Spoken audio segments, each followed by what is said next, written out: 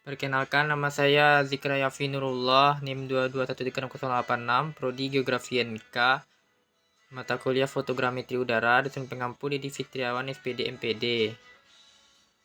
Saya akan membacakan hasil presentasi saya yang berjudul Triangulasi Udara. 1. Prinsip triangulasi udara. Tujuan triangulasi adalah untuk memperbanyak pengadaan titik kontrol. Titik-titik kontrol yang diperoleh dari triangulasi udara untuk keperluan pemetaan disebut titik kontrol minor. Berdasarkan cara pengukuran alat yang digunakan, triangulasi fotogrametri dapat dibagi menjadi dua utama. 1. Triangulasi radial. 2. Triangulasi udara. Triangulasi radial hanya meliputi penentuan koordinat planimetris x, y. Triangulasi radial dapat dilakukan dengan 3 cara, yaitu slot template, triangulasi radial cara grafis, triangulasi radial cara analitis. Triangulasi udara selain untuk menentukan koordinat titik kontrol planimetris juga dapat menentukan titik kontrol vertikal. Berdasarkan data koordinat yang kalian lihat, triangulasi dapat dibedakan menjadi 3 cara. 1. Aeropoligon dengan data input. 2. Triangulasi model bebas, data input berupa koordinat model. 3. Triangulasi metode berkas sinar, data input berupa koordinat foto.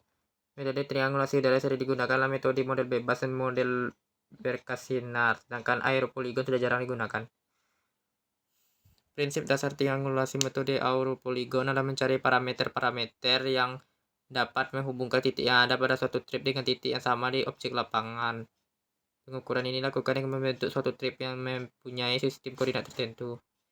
Prinsip dasar triangulasi foto udara model bebas adalah mencari parameter yang menghubungkan titik pada model dengan titik-titik yang sama dengan objek di lapangan.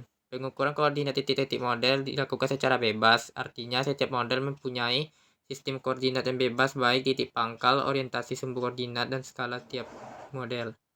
Prinsip dasar triangulasi metode berkas sinar yaitu mencari parameter-parameter yang dapat menghubungkan titik-titik pada foto dengan titik yang sama pada objeknya. Pada triangulasi metode berkas sinar ini, foto tidak dilihat sebagai gambar, melainkan sebagai sekumpulan titik yang akan ditentukan koordinatnya. Berdasarkan prinsip-prinsip triangulasi udara yang dijelaskan, maka pada tahap pengerjaan triangulasi dapat dilakukan pengambilan data dan koordinat sesuai metode yang digunakan.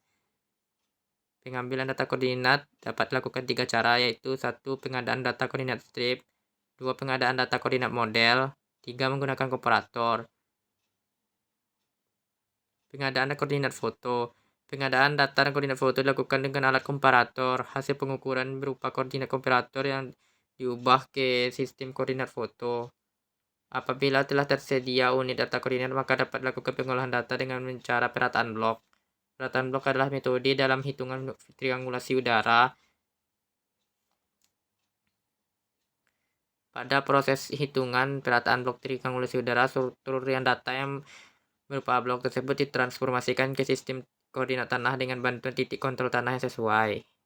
4. Perataan blok strip. Kok gitu ya? 4.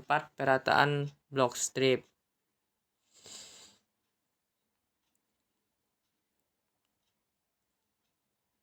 Bila pengambilan data fotogrametris dilakukan dengan menggunakan alat stereopolarimeter, di mana hasil pengukuran berupa koordinat model yang bebas, di dalam proses hitungan model strip dapat dilakukan pembentukan strip dan kemudian dari strip tersebut dibentuk blok.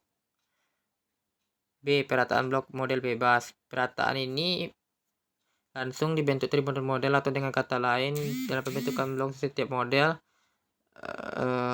berdiri sendiri. Data fotogrametri digunakan sebagai input perataan blok metode model bebas, yaitu koordinat model.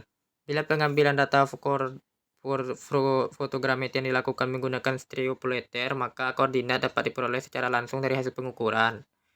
C. Perataan blok berkas. Unit-unit yang di dalam pembentukan blok yang ada pada perataan ini adalah berupa berkas sinar dari setiap foto. Input data fotogrametri yang diperlukan adalah koordinat foto. Triangulasi model bebas. Dalam metode triangulasi seperti yang dijelaskan di atas, maka triangulasi model bebas merupakan salah satu metode yang sering digunakan.